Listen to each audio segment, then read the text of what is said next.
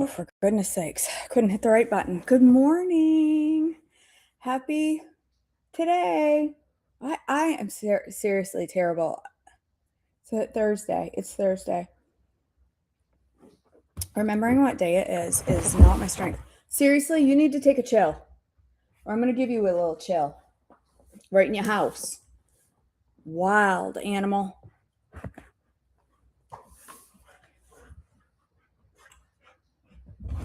Go fling that somewhere else.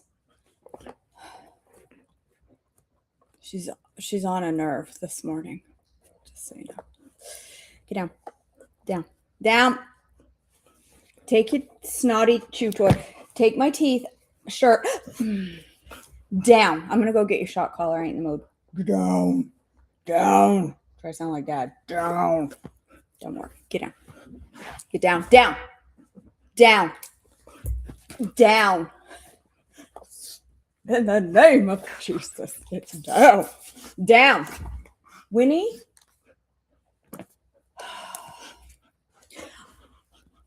I'm genuinely irritated with her this morning because I cannot get her to behave. All right. Susan, that's kind of how I have to think about it. Oh, it's not a gym day, so it's either Tuesday or Thursday.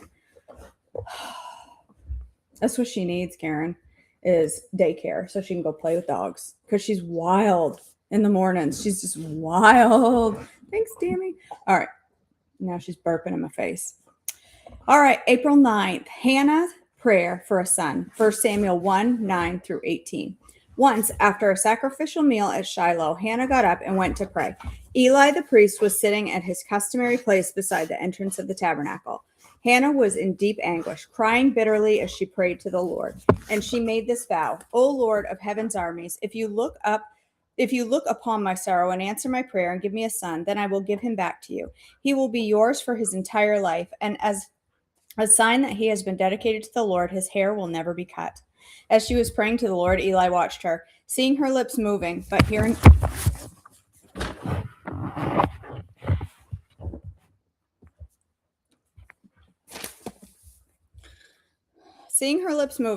no sound, he thought he had been drinking. Must you come here drunk? He demanded. Throw away your wine. Oh, no, sir, she replied. I haven't been drinking wine or anything stronger, but I am very discouraged. I was pouring out my heart to the Lord. Don't think I am a wicked woman, for I have been praying out of great anguish and sorrow. In that case, Eli said, go in peace. May the God of Israel grant the request you have asked of him. Oh, thank you, sir, she exclaimed. Then she went back. Let go! Jeez, crow. That was my hand. I gotta go find the zapper. Get down. Let's go find your zapper. Come on. Come on. Come on. You have got to take a chill. Come here. Get off the back of the couch. Get down. Down. I'll tell you what. Okay, you stay right there, and you hold on, girls. I'm sorry. Someone needs a bit of education here this morning. Yeah, it's you, Winifred. You that needs the education, all right? All right, stay off my hands with your teeth. And we're back.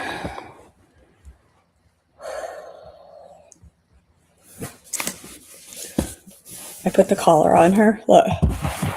Can you see her over the back of the couch?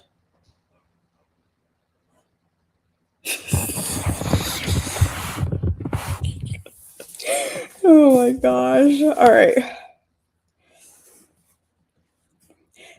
Oh, thank you, sir, she exclaimed. Then she went back and began to eat again, and she was no longer sad. Samuel's birth and dedication, 1 Samuel 19-28. The entire family got up early the next morning and went to worship the Lord once more. Then they returned home to Ramah. When Elkanah slept with Hannah, the Lord remembered her plea, and in due time she gave birth to a son. She named him Samuel, for she said, I asked the Lord for him.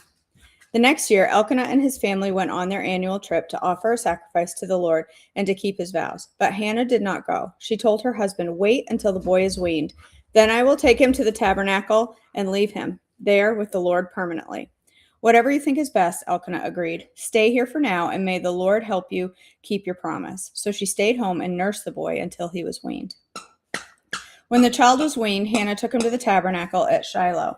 They brought along a 3-year-old bull for a sacrifice and a basket of flour and some wine. After sacrificing the bull, they brought the boy to Eli. Sir, do you remember me? Hannah asked. I am the very woman who stood several years ago praying to the Lord. I asked the Lord to give me this boy. Winnie, I don't want to zap you for being happy, but you have got to get off me. The Lord has granted my request. Now I am giving him to the Lord, and he will belong to the Lord his whole life. And they worship the Lord there. Hey, knock it off. Hannah's prayer of praise, 1 Samuel 2, 1 through 11. Then Hannah prayed, my heart rejoices in the Lord. The Lord has made me strong. Now I have an answer for my enemies. I rejoice because you rescued me. No. No one is holy like the Lord. There is no one beside you. There is no rock like our God. Stop acting so proud and haughty. Don't speak with such arrogance, for the Lord is a God who knows what you have done. He will judge your actions. The bow of the mighty is now broken. Those who were well fed are now starving, and those who were starving are now full. The childless woman now has 7 children, and the women with many children wastes away. The Lord gives both death and life. He brings some down to the grave, but raises others up. The Lord makes some poor and others rich. He brings some down and lifts others up. He lifts the poor from the dust and the needy from the garbage dump. He sets them among princes, placing them in seats of honor, for all the earth is the Lord's, and he has set the world in order. He will protect his faithful ones, but the wicked will disappear in darkness. No one will succeed by strength alone. Those who fight against the Lord will be shattered. He thunders against them from heaven. The Lord judges throughout the earth. He gives power to his king. He increases the strength of his anointed one.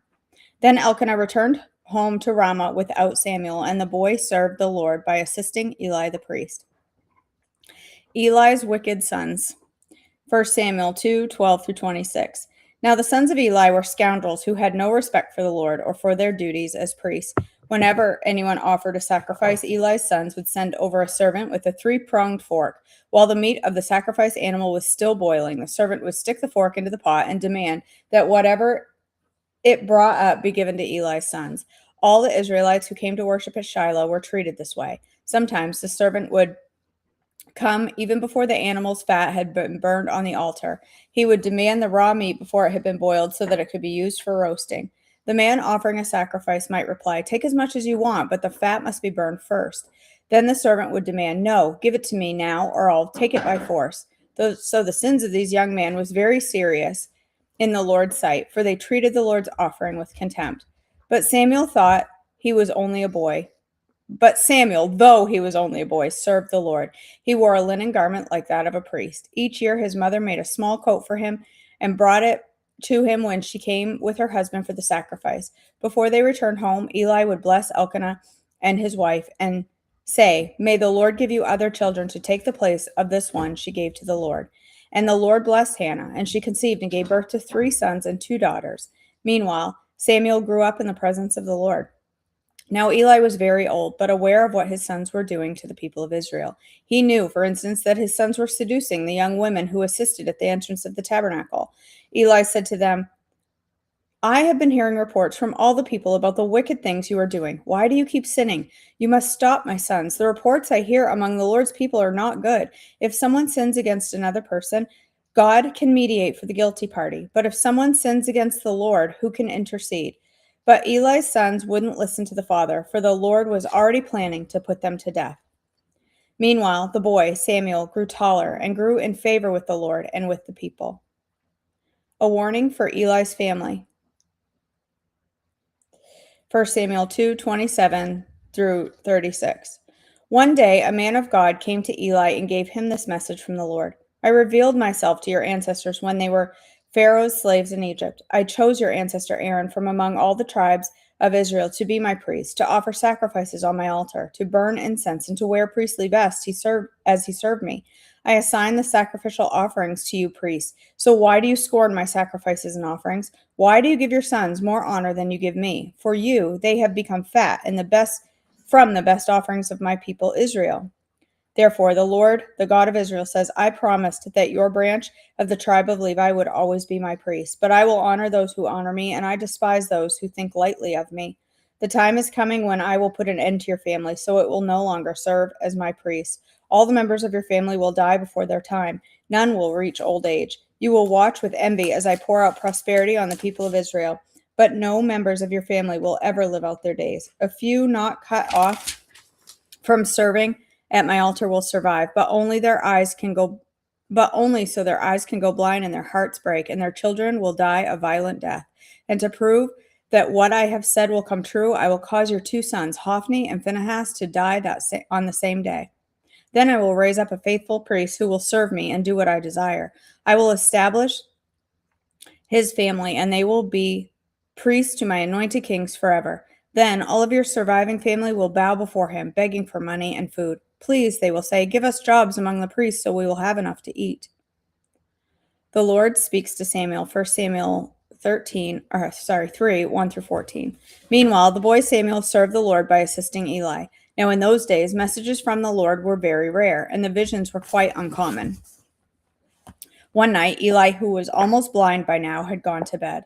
The lamp of God had not yet gone out, and Samuel was sleeping in the tabernacle, near the ark of God. Suddenly, the Lord called out, Samuel. Yes, Samuel replied, what is it? He got up and ran to Eli. Here I am. Did you call me? I didn't call you. Eli replied, go back to bed. So he did. Then the Lord called, ow, Winnie!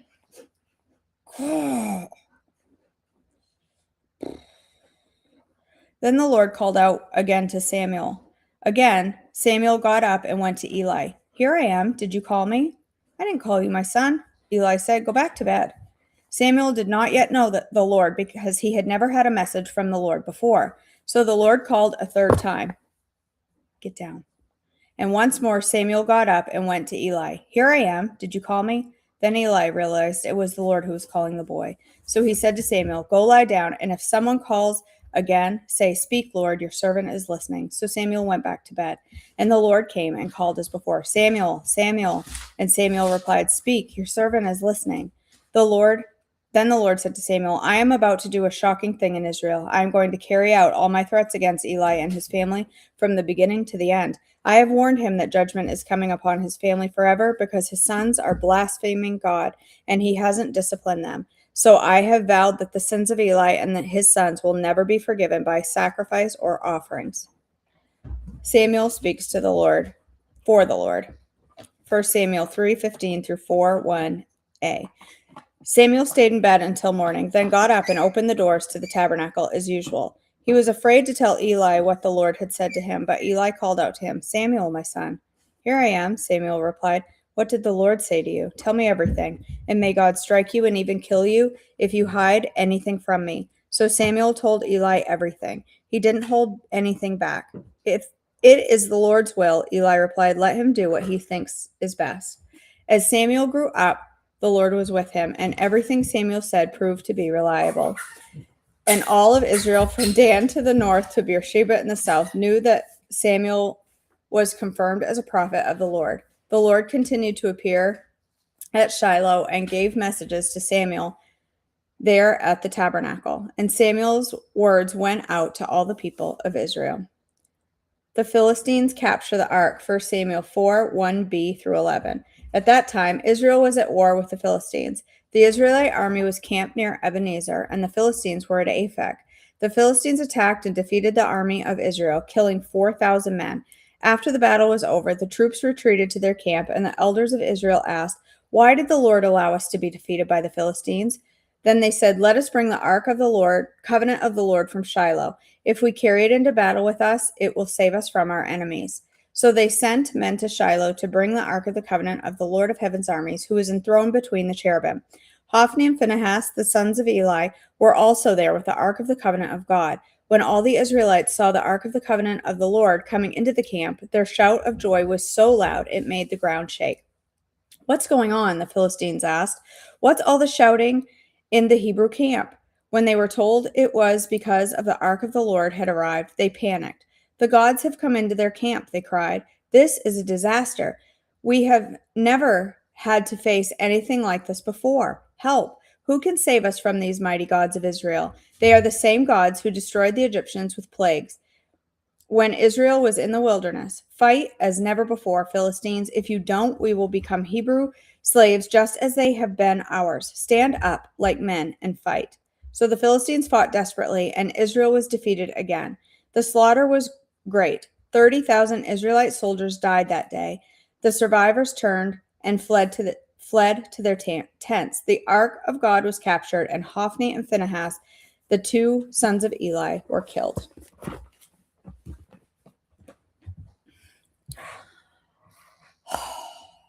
All right. Why are you confused, Karen? Because I have the date wrong. I hit refresh on my screen and then went live, and apparently the date reverted to yesterday, so I have to go fix it.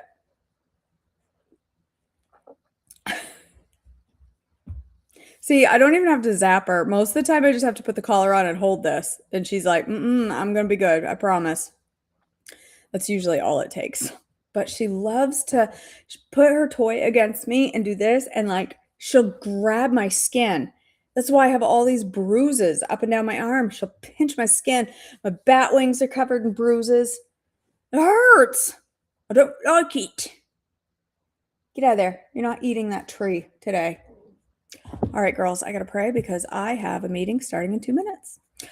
Father God, we thank you for our day. Thank you for our time together. Thank you for the blessing of your word, the reading of your word, and the things that we learn each day from your word and draw closer to you. And God, we just praise you and thank you and love you. And God, I lift up each woman here, the many struggles they are walking through. I think of Lisa this morning after losing her mom a day ago. I just asked for your strength for her, for peace to surround her, God. And I know there are many, many things heavy on the hearts of the women here. And we just ask for your strength, your provision, and your grace as we walk through today. Help us to make choices that are wise for our bodies, the choices you would have us make that heal our bodies, strengthen our bodies, and honor you. In your precious and holy name, amen. All right. That's so funny, Karen. I just put my hand in my pocket. My dogs are at attention. They know the zapper is in my pocket. That is so funny. That's so funny. Winnie, what you got?